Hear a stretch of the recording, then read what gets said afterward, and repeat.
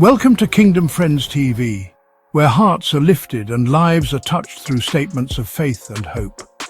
Today we share with you our heartfelt statement, washed by your mercy, inspired by the power of God's forgiveness and grace.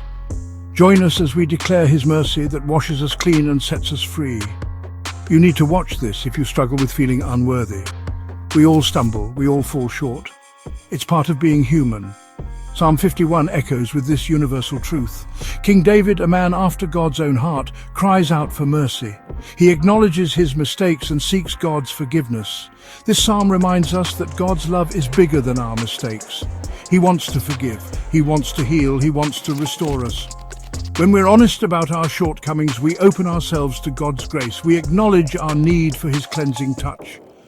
It's like admitting we're thirsty in the desert. We're ready to receive His life-giving water. This honesty is the first step towards healing. Imagine a powerful waterfall. The water cascades down, a rush of power and purity.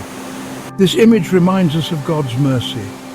It washes over us, taking away guilt and shame. We are left cleansed and refreshed. Or picture a gentle morning mist. It rises from the earth, a soft embrace of forgiveness. God's mercy surrounds us like this mist. It lifts us up and carries us forward. We are made new in His sight. Carrying the weight of our mistakes is heavy. It can feel like a burden too much to bear. But God doesn't want us to stay stuck in that place. Psalm 32 speaks of the freedom that comes from confession. When we admit our wrongs, we release that burden. It's like a weight lifted from our shoulders. We experience the lightness of forgiveness. We find joy in being honest with ourselves and with God. Our lives are like tapestries. Each mistake, each act of repentance, each moment of grace becomes a thread. These threads, woven together, create a beautiful and intricate design. They tell the story of our journey back to God. Through God's mercy, we discover that our mistakes don't define us.